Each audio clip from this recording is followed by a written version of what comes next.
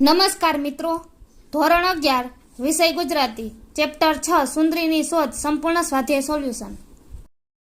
એક વાક્યમાં પ્રશ્નો. પ્રશ્ન 1. મંડળીને વધુ આવક કરી આપવા બાપુલાલ શું કરવા માંગતા હતા? જવાબ. મંડળીને વધુ આવક કરી આપવા બાપુલાલ જયશંકરની ભૂમિકાને કેન્દ્રમાં રાખીને જૂના નાટકોને ઝડપથી રંગમંચ ઉપર મૂકવા માંગતા હતા. પ્રશ્ન 2. વિક્રમ ચરિત્રમાં જયશંકરે કોની ભૂમિકા ભજવી હતી? જવાબ. વિક્રમ ચરિત્રમાં જયશંકરે રંભા દૂધવાળીની ભૂમિકા ભજવી હતી. પ્રશ્ન 3. મિલોએ કઈ પંક્તિનો જાહેરાત તરીકે ઉપયોગ કર્યો?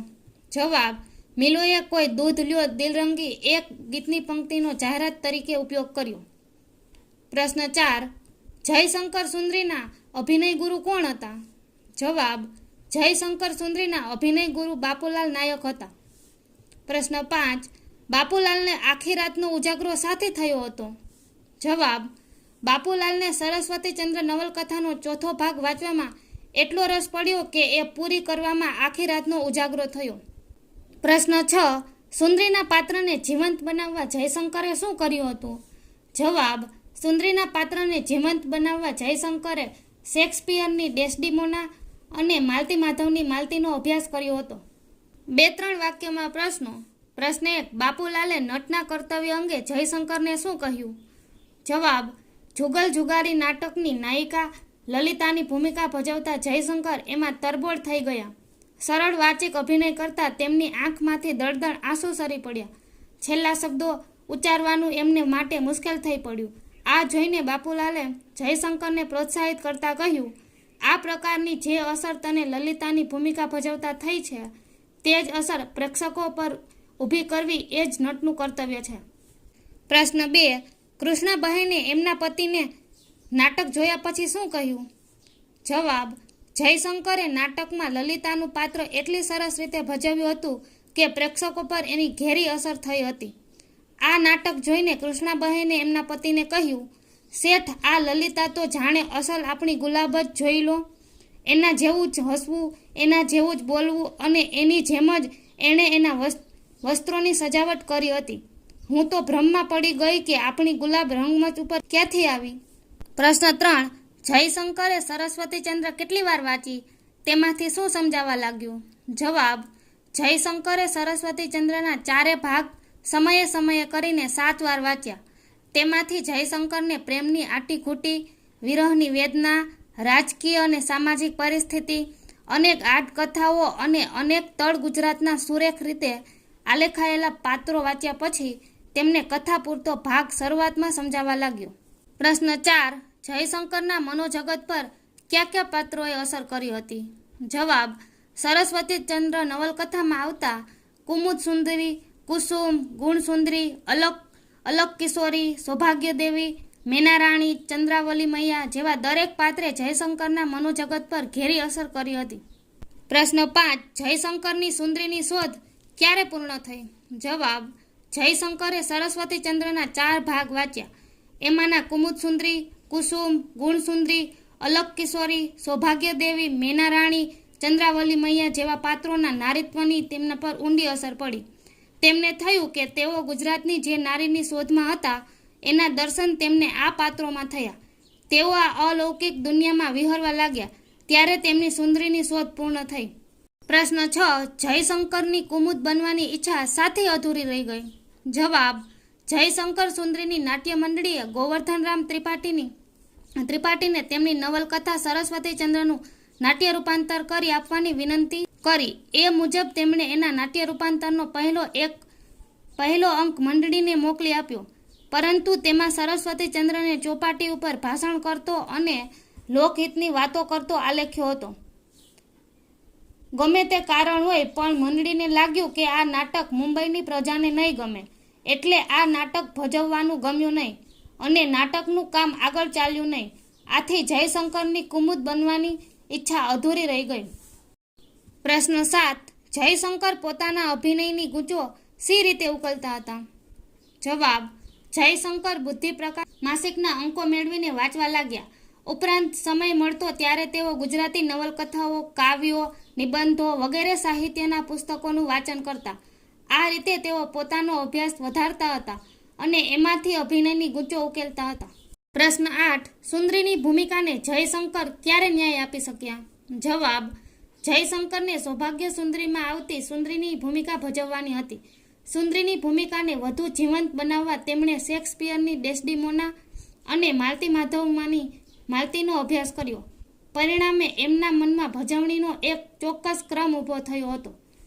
આમ 6 માસના અભ્યાસ પછી જયશંકર સુંદરીની ભૂમિકાને પૂરેપૂરી સમજીને ભજવતા થઈ ગયા અને સુંદરીની ભૂમિકાને ન્યાય આપી શક્યા. સવિસ્તર પ્રશ્નો. પ્રશ્ન 1. જયશંકરની સુંદરી સુધીની રૂપાંતર યાત્રા તમારા શબ્દોમાં વર્ણવો. જવાબ: જયશંકર ભોજક એક નાટકના જીવ હતા. 12 વર્ષની વયે એમના અભિનય ગુરુ બાપુલાલ નાયકે એમને ચોપાટી પર લટાર મારતા મારતા સરસ્વતીચંદ્ર નવલકથા વાંચવાની સલાહ આપી. આમ તેમણે નાની વયે સરસ્વતીચંદ્રના 4 ભાગ વાંચી કાઢ્યા. આ નવલકથાના કુમુદ સુંદરી, કુસુમ, ગુણ સુંદરી તેમજ અલક કિશોરી, સૌભાગ્ય દેવી, મેના રાણી, ચંદ્રાવલી મૈયા જેવા નારી પાત્રોએ એમના પર જાણે કામણ કર્યું. જે સુંદરીની શોધ તેઓ કરી રહ્યા છે એ તો આ નવલકથાના પાને પાને આલેખાયેલી છે એ તેમને સમજાયું. આથી તેઓ અરીસાની સામે ઊભા રહી એ પાત્રોનો અભિનય કરતા. કોઈ કારણસર તેમની નાટક મંડળીને મુંબઈમાં નાટક ભજવવાની તક મળી નહીં.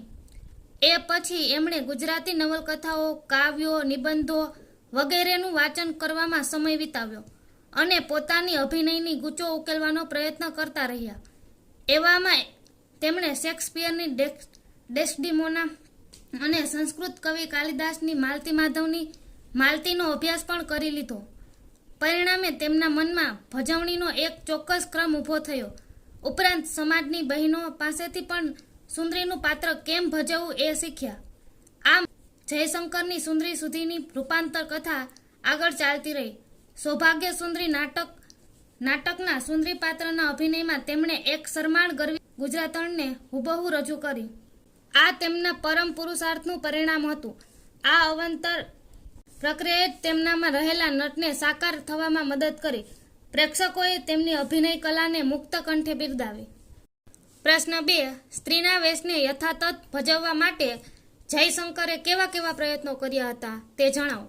જવાબ: એક પુરુષ માટે સ્ત્રીના વેશને યથાતથ ભજવવો એ અત્યંત કપરું કામ છે, પણ જયશંકરે એને પાર પાડવા માટે અનેક પ્રયત્નો કર્યા. કુમુદ સુંદરી, કુસુમ, ગુણ સુંદરી, અલક કિશોરી, સૌભાગ્ય દેવી, મેના રાણી, ચંદ્રાવલી મૈયા જેવા સરસ્વતીચંદ્ર નવલકથાના નારી પાત્રોએ તો જાણે તેમના પર કામણ કર્યું. તેઓ અરીસા સામે ઊભા રહી એ પાત્રોના વર્ણનને આધારે પાત્રોના હૃદયના ભાવોમાં એકરૂપ થવાના પ્રયત્નો કરતા ગયા. એ પછી તેમણે આ દિશામાં એક ડગલું આગળ ભર્યું, કેમ કે એમની ઈચ્છા સૌભાગ્ય સુંદરીમાં નિરૂપિત સુંદરીની ભૂમિકાને રંગમંચ પર વધુ જીવંત બનાવવાની હતી. આથી તેઓ ગુજરાતી સાહિત્યની નવલકથાઓ, કાવ્યો, નિબંધો વાંચતા ગયા અને પોતાના અભિનયની ગૂંચો ઉકેલતા ગયા. એ અરસામાં તેમણે શેક્સપિયરની ડેસ્ડિમોના અને માલતી માલતીનો અભ્યાસ કર્યો. પરિણામે તેમના મનમાં ભજવણીનો એક ચોક્કસ ક્રમ તૈયાર થયો. આમ સતત 6 માસના સનિષ્ઠ પ્રયત્નો પછી તેઓ સુંદરીની ભૂમિકામાં એક સ્ત્રીના લાવણ્યની મહેક પ્રસરી ઉઠે એ રીતે સ્ત્રીનું પાત્ર ભજવતા થઈ ગયા. પ્રશ્ન 3. સુંદરીની શોધ એ પરાકાયા પ્રવેશની પ્રક્રિયાનું સુંદર દ્રષ્ટાંત પૂરું પાડતો આત્મકથા ખંડ છે. આ વિધાનની પાઠના આધારે ચર્ચા કરો. જવાબ: એક પુરુષ માટે, ખાસ કરીને સ્ત્રીની કાયામાં પરાકાયા પ્રવેશ કરવો એ એક પડકારરૂપ છે.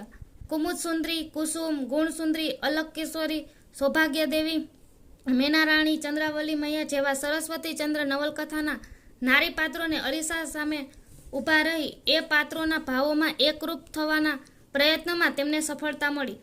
જોકે તેમની ઈચ્છા રંગમંચ પર સૌભાગ્ય સુંદરીમાં આવતા સુંદરીના પાત્રને જીવંત બનાવવાની હતી. એમાં તેમને હજી કંઈક ખૂટતું હોય એમ લાગ્યું. એ ખોટ તેમના શેક્સપિયરની ડેસ્ડિમોના અને માલતી માધવમાંની માલતીના અભ્યાસે પૂરી કરી. આથી એમના મનમાં ભજવણીનો એક ચોક્કસ ક્રમ બંધાયો. આટલા પ્રયત્નો પછી એ જયશંકર ન રહ્યા, પણ એક શરમાળ ગરવી ગુજરાતણ બની ગયા. તેમના અભિનય લહેકા, કામણ, અંગ પ્રત્યંગમાં પેદા થતી મધુર જણજણાટી એક હુબહુ સ્ત્રીના જ હોય એ રીતે તેમનામાં પરકાયાએ પ્રવેશ કર્યો અને પ્રેક્ષકો તેમની સ્ત્રી પાત્રની ભજવણી પર આફરીન થઈ ગયા. આ રીતે જયશંકર પરકાયા પ્રવેશ કરીને જયશંકર સુંદરી તરીકે પ્રતિષ્ઠા પામ્યા. જયશંકરના જીવનની રૂપાંતર યાત્રા જોતા સુંદરીની શોધ એ પરકાયા પ્રવેશની પ્રક્રિયાનું સુંદર દ્રષ્ટાંત પૂરું પાડતો આત્મકથા ખંડ છે. આ વિધાન તદ્દન સાચું ઠરે છે.